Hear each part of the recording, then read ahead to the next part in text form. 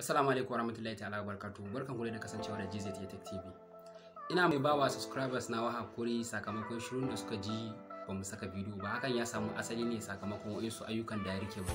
Insha Allah a yanzu mun dawo kuma za ku ci gaba da ganin shirye-shiryen mu. Dalilin da ya sa muka yi shiru kuma ba mu sa bidiyo shine akwai wata channel da muka bude domin koyar da kwamfuta. Hakan ne ya sa muka ce kaga bara mu sa abu biyu. Muna koyar da tutorial akan Android kuma muna koyar da tutorial akan kwamfuta ba.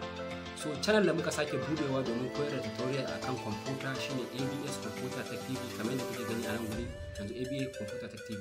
Idan ka shiga cikin YouTube kamar haka za ka yi searching na ABS Computer Tech TV, so za ka ga channel din anan haka. So za ka shiga sai ka yi subscribe din channel din shi, za ka ga channel ce wacce take koyar da abubuwa akan tutorial masu kyau. So insha Allah a cikin wannan channel ne wanda muka kawo za mu kawo wasu abubuwa game da wayoyi da za mu sa a cikin wannan channel namu GZ Tech TV. So game da kwamfuta kuma za mu saka a cikin ABS Computer.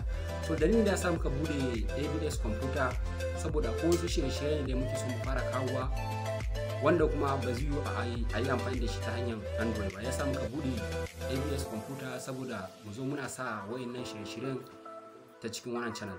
Abubuwan da za mu saka a cikin wannan channel ABS Computer shine akwai wasu kayayyakin da za mu yi amfani da shi waje irin kamar irin su hacking ko irin wasu kasa passport kamar irin flashing da sauran abubuwa da yawa, da kuma yadda za ka yi downloading wani software ba tare da virus ba, so da kuma yadda za ka yi downloading wasu abubuwa da gaba ki da yadda za ka sa window abubuwa da yawa game da kwamfuta.